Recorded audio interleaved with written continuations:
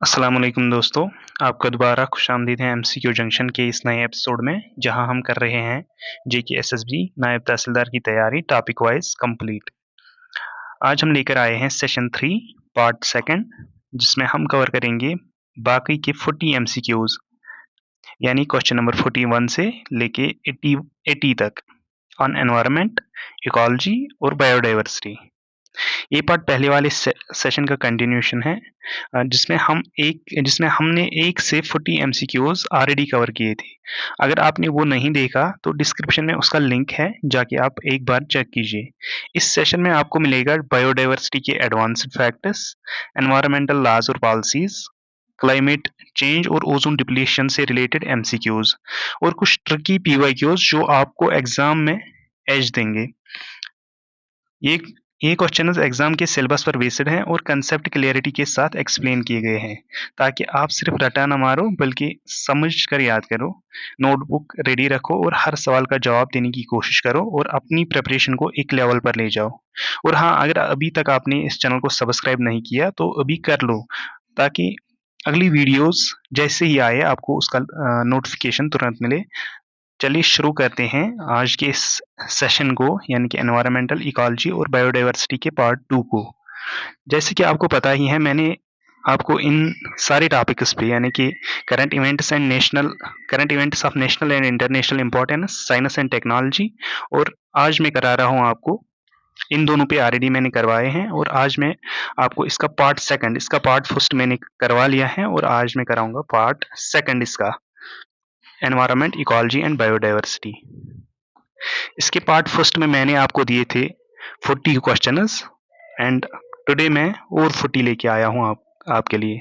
तो चलिए हम क्वेश्चन नंबर 41 से स्टार्ट करते हैं। क्वेश्चन नंबर 41 आपकी स्क्रीन पे ये रहा। विच of the following is a green house gas? इनमें से ग्रीन हाउस गैस कौन सा है? ऑक्सीजन, नाइट्रोजन, कार्बन डाइऑक्साइड या आर्गन? तो इसका जो सही आंसर रहने वाला है, क्योंकि ये एक रिपीटेड क्वेश्चन है, मैंने ये जानबूझ के डालना है इसमें कि आपको मैं देख सकूं कि आपने लास्ट वाला रिवाइज किया है कि नहीं, आपने वो याद रखा कि नहीं। तो इसका जो सही आंसर रहने वाला है वो है कार्बन डाइऑक्साइड।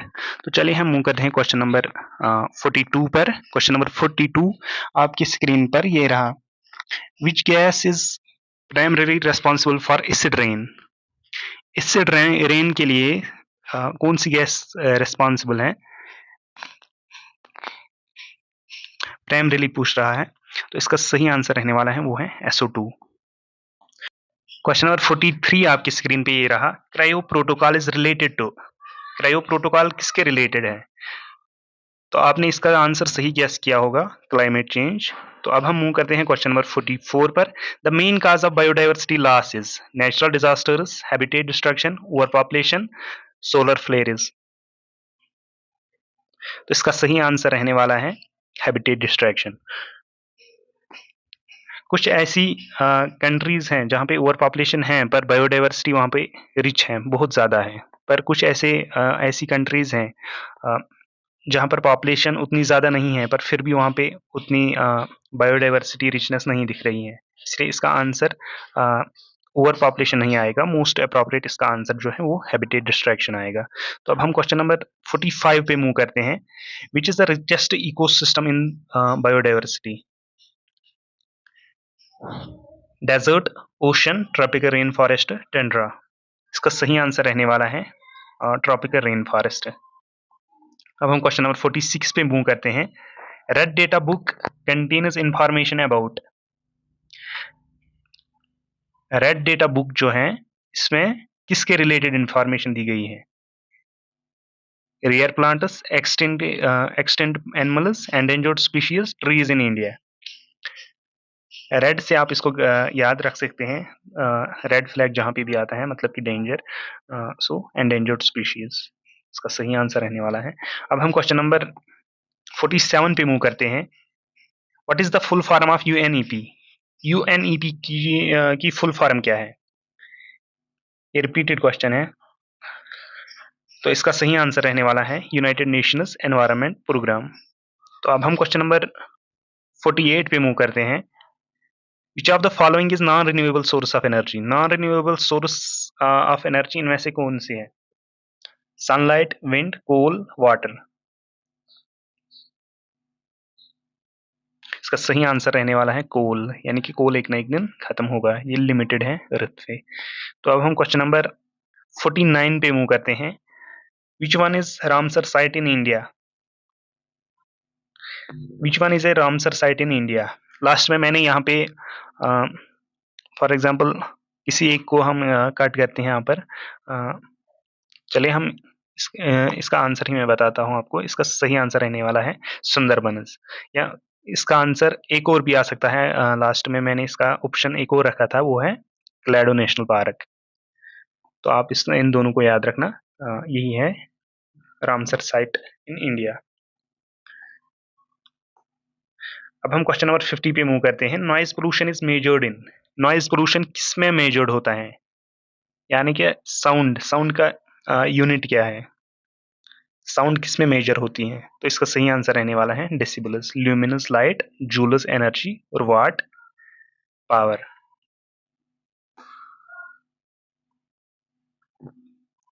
क्वेश्चन नंबर 51 पे मूव करते हैं। Which of the following is biotic component of ecosystem? Biotic means living. इनमें से लिविंग कंपोनेंट कौन सा है एनवायरमेंट का? सॉइल है, वाटर है, प्लांट्स हैं या लाइट है? इसका सही आंसर रहने वाला है वो है plants. Plants are biotic components of ecosystem. Question number 52, vermicomposting is done using? इसका आंसर ही क्वेश्चन में ही है कहीं पे। Vermicomposting means worms, it is done by worms, by using of worms. Question number 53 आपकी screen पे। Which gas is responsible for depletion of ozone layer? Depletion of ozone layer के लिए कौन सी गैस रेस्पॉन्सिबल है? इसका सही answer है chlorofluorocarbons. Question number 54 आपकी स्क्रीन पे। Which day is celebrated as environmental day? ये एक मेमोरी बेस्ड क्वेश्चन है, आपको ये पता होना चाहिए। तो इसका सही आंसर जो रहने वाला है वो है 5 जून। क्वेश्चन नंबर 55 पे मूव करते हैं। Which Indian state has largest forest cover? किस इंडियन स्टेट के पास सबसे ज्यादा फॉरेस्ट है, फॉरेस्ट कवर लैंड है? इसका सही आंसर रहने वाला है मध्य प्रदेश। 56 पे मूव करते हैं। नर्मदा बचाओ आंदोलन is associated with? Forest conservation, river pollution, big dams या अर्बन वेस्ट? पहला तो नहीं आएगा, ये आप लोगों को पता होगा। रिवर पोल्यूशन, बिग डैम्स या अर्बन वेस्ट? इसका सही आंसर रहने वाला है वो है बिग डैम्स, जो कि नर्मदा के ऊपर बनाए गए थे। अब हम क्वेश्चन नंबर 57 पे मूव करते हैं। Biosphere reserve includes core zone, buffer zone, transition zone. ये तीनों आते हैं इसमें। तो इसका सही आंसर रहने वाला है all of the above. Question number 58, the largest mangrove in the world is? Mangrove forest in the world is? इसका सही आंसर रहने वाला है सुंदरबंस। अगर ये पूछता लार्जेस्ट रेन फॉरेस्ट कौन सी है, तो इसका सही आंसर रहता Amazon rain forest.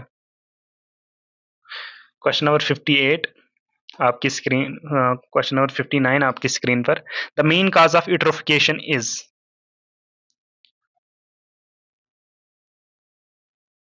Main cause of eutrophication क्या है?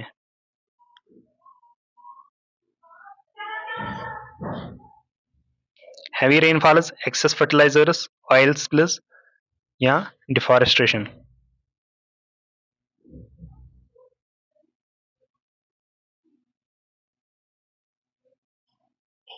इसका सही आंसर रहने वाला है एक्सेस फर्टिलाइजर्स। अब हम क्वेश्चन नंबर 60 पे मूव करते हैं। Silent valley located in?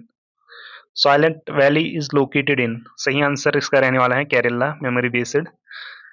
61 पे मूव करते हैं। Which of the following is apex body for wild life conservation in India?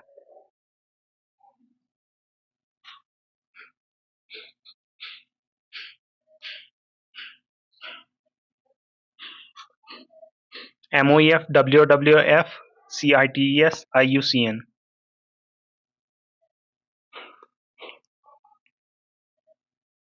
इसका सही आंसर रहने वाला है MOEF। इसकी जो फुल फॉर्म है ministry of environment and forest.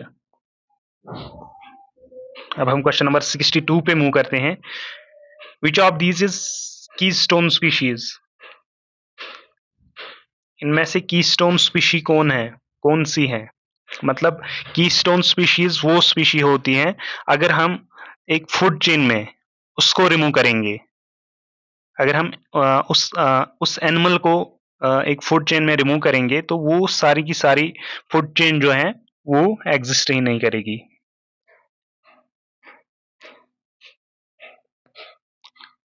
इसका सही आंसर रहने वाला है टाइगर। जो टाइगर है वो फॉरेस्ट में क्या करता है, जो हर्बिवर्स होते हैं यानी कि डियर, उनकी पॉपुलेशन को कंट्रोल करता है। तो अगर टाइगर नहीं रहेगा पॉपुलेशन ये फूड चेन में, तो फॉरेस्ट में ओवरग्रेजिंग होगी और फॉरेस्ट जो है वो डिस्ट्रॉय होगा। So tiger is keystone species in forest ecosystem. अब हम क्वेश्चन नंबर 63 पे मूव करेंगे। The main purpose of wildlife sanctuary is? इसका सही आंसर आपने किया होगा protection of wildlife. Question number 64 पे मूव करते हैं। Which one is renewable source? इनमें से रिन्यूएबल सोर्स कौन सा है? नेचुरल गैस, पेट्रोल, विंड या कोल? एक ना एक दिन खत्म होगा ये भी और ये भी, पर ये रहेगा। इसका सही आंसर रहने वाला है विंड, सी। क्वेश्चन नंबर 65 पे मूव करते हैं। Question number 65, which one of the following pollutants is responsible for Minamata disease? Minamata disease एक न्यूरोलॉजिकल डिसऑर्डर होता है। इसको सबसे पहले डिस्कवर किया गया था, जो ये माइनीमेटा है ना, ये जापान में एक सिटी है, इसी पे इसका नाम रखा गया था और इसको 1956 में डिस्कवर किया गया था जापान में ही। ये पहले फिश में होता है, ये मरकरी से होता है। जब मरकरी वाटर में जाता है तो फिश उसे कंज्यूम करती हैं और फिर जब फिश को ह्यूमन खाता है तो ये डिजीज उसमें होता है, उसमें ट्रांसमिट करती हैं। तो अब हम क्वेश्चन नंबर 66 पे मूव करते हैं। Which region is called lungs of earth? Lungs of earth किस रीजन को कहा जाता है? Sahara desert, Amazon rain forest, Gobi desert या हिमालयाज? इसका सही आंसर आपने गेस किया होगा रेन फॉरेस्ट। मगर क्यों? बिकॉज ये जो 20% ऑफ वर्ल्ड्स ऑक्सीजन है ना वो प्रोड्यूस करता है अकेला, इसलिए इसको लंग्स ऑफ अर्थ कहा जाता है। अब हम क्वेश्चन नंबर 67 पे मूव करते हैं। Which is the cleanest source of energy? Thermal, nuclear, solar और डीजल? आपने इसका सही आंसर दिया होगा सोलर। इसका आप क्वेश्चन नंबर 68 पे मूव करते हैं। Chipko movement is related to? Chipko movement किसके रिलेटेड है, किस रिलेटेड है? Saving rivers, saving animals, saving trees या सेविंग क्रॉप्स? तो इसका सही आंसर रहने वाला है सेविंग ट्रीज। कब स्टार्ट किया गया था चिपको मूवमेंट को? 1973। कहाँ किया गया था? तो उत्तराखंड में। पर उत्तराखंड उस टाइम पार्ट था किसका? यूपी का। उसके बाद ये अलग हो गया। तो इसके जो लीडर्स थे वो था सुंदरलाल बगुना एंड चांदी प्रसाद भट्ट। तो इसका जो स्लोगन था, इसका नारा क्या था? वो था इकोलॉजी इज परमानेंट इकोनॉमी। ये चीजें आपको इसमें याद रखनी है, मोस्ट इंपॉर्टेंट क्वेश्चन है। इस पे ये चीजें जो मैंने बताई आपको 1973 में ये स्टार्ट हुआ था उत्तराखंड में। पर उत्तराखंड उस टाइम पार्ट था उत्तर प्रदेश का।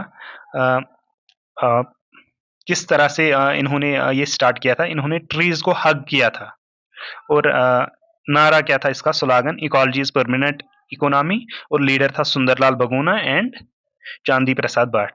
बस यही आपको इसमें याद रखना है चिपको मूवमेंट में। तो अब हम क्वेश्चन नंबर 69 पे मूव करते हैं। Which bird is an indicator of water pollution? Water pollution, कौन सी बर्ड वाटर पोल्यूशन का इंडिकेटर है?